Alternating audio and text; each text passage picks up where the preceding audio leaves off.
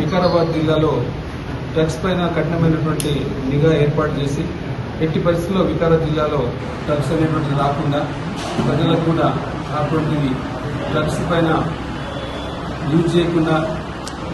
ఈ మధ్య అందరికీ కౌన్సిలింగ్ చేసి education institutions, medical colleges, schools అందరికీ ఈ డ్రగ్స్ పైన అవగాహన కల్పిస్తూ దానిలో భాగంగానే ఇవాళ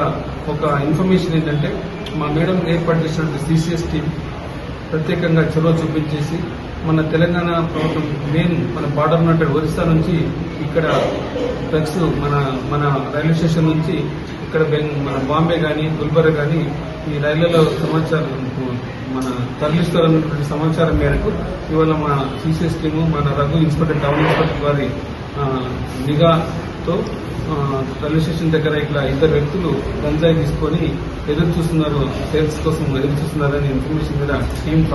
టీం ఫామ్ అయ్యి రైల్వే స్టేషన్ దగ్గర ఉన్నటువంటి ఆ వ్యక్తులను మా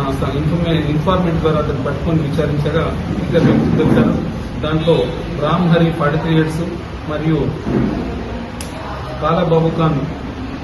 30 years ఇద్దరు కూడా వీళ్ళు ఒరిస్సా బరహంపూర్ జిల్లాకు చెందినటువంటి వాళ్ళు, గంజాం జిల్లాకు చెందిన వాళ్ళు కాలాబాబు ప్లస్ ఈ మన